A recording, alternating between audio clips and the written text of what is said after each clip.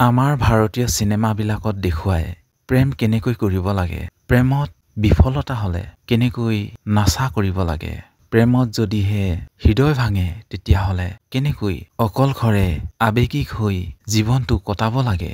কিন্তু বিদেশৰ চিনেমাবিলাকত দেখুৱায় যে কেনেকৈ টেকনিচিয়ান হ'ব লাগে, কেনেকৈ জীৱনত সংঘৰ্ষ কৰিব লাগে, কেনেকৈ আগবাঢ়ি যাব লাগে।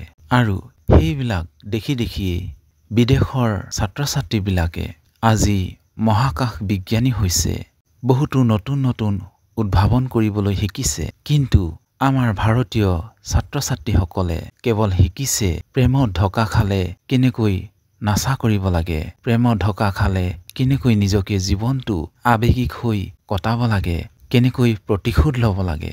আমাৰ ভাৰতীয় চিনেমাবিলাকত কেৱল ৰোমান্টিক চিনবিলাকহে বেছিকৈ দেখুৱায়, কেনেকৈ হিৰো বনিব লাগে, কেনেকৈ ৰিলছ আৰু ফটো পোষ্ট দিব লাগে সেইবিলাকহে দেখুৱায়।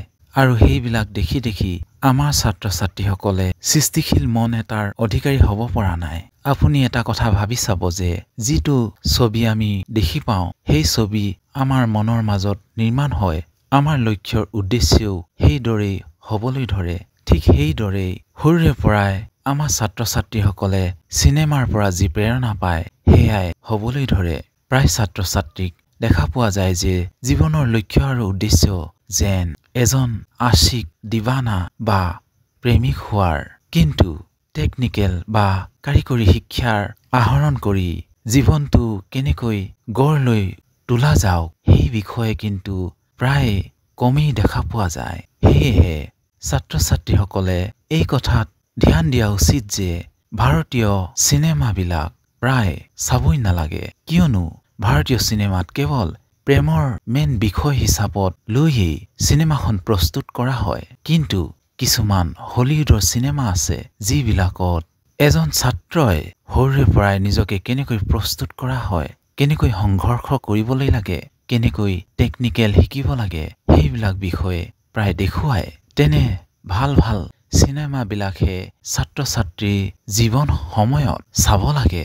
যেনেকৈ ভাৰতীয় চিনেমা 3 ইডিয়েটৰ দৰে চিনেমাবিলাকহে চোৱা উচিত। ভাৰতীয় চিনেমাবিলাকে ছাত্ৰ ছাত্ৰীসকলক আৰু এটা কথা শিকায় যে প্ৰেম প্ৰতাৰণা হ'লে কিদৰে প্ৰতিশোধ ল'ব লাগে। ভাৰতীয় শিক্ষা ব্যৱস্থাত এটা কমজোৰ দেখা পোৱা যায় যে চৰকাৰী শিক্ষানুষ্ঠানবিলাকত কাৰিকৰী শিক্ষা প্ৰধান বিষয় হিচাপত ছাত্ৰ ছাত্ৰীসকলক দিয়া নাযায়। যিদৰে চীন দেশত বা জাপানত কাৰিকৰী শিক্ষা শিশু অৱস্থাৰ পৰাই বাধ্যতামূলক বিষয় হিচাপত বান্ধি দিয়া যায়। আৰু সেয়েহে বিদেশৰ ছাত্ৰ ছাত্ৰীসকল কাৰিকৰী শিক্ষাৰ ক্ষেত্ৰত বহুত আগবাঢ়ি যায় আৰু ভৱিষ্যতে বিভিন্ন ধৰণৰ আৱিষ্কাৰৰ পথত আগবাঢ়ি যাব পাৰে।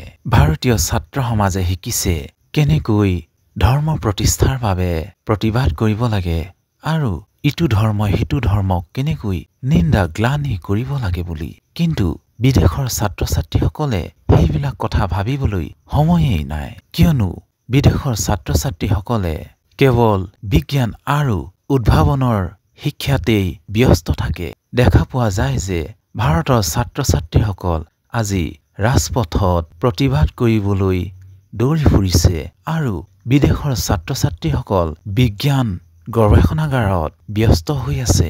ভাৰতীয় ছাত্ৰ ছাত্ৰীসকলে বিজ্ঞান আৰু গৱেষণাৰ ক্ষেত্ৰত আগবাঢ়ি যাবৰ নোপোৱাৰ বাবে নাইবা তাতেই বিজ্ঞানৰ ক্ষেত্ৰত ব্যস্ত হৈ থাকিবলৈ নোপোৱাৰ বাবেই অতি সোনকালে বিবাহ পাশত আবদ্ধ হ'ব লগা হয় আৰু জনসংখ্যাৰ বৃদ্ধি সেয়েহে দিনক দিনে বৃদ্ধি পাবলৈ লৈছে।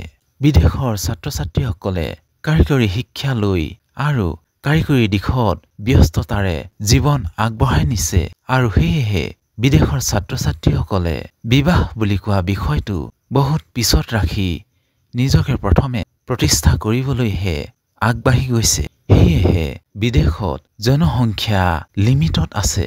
গতিকে ছাত্ৰ ছাত্ৰীসকলে অধ্যয়নৰ জীৱন চোৱাত এই কথা অতি ধ্যান দিয়া উচিত যে আনে যি কৰে কৰিব দিয়ক, কিন্তু নিজেই নিজকে বুজাই লৈ নিজৰ জীৱনটো ভাল আৰু সুন্দৰ কৰিবলৈ, নিজকে প্ৰতিষ্ঠিত কৰিবলৈ বহু ধ্যানেৰে আগবাঢ়ি যোৱা উচিত।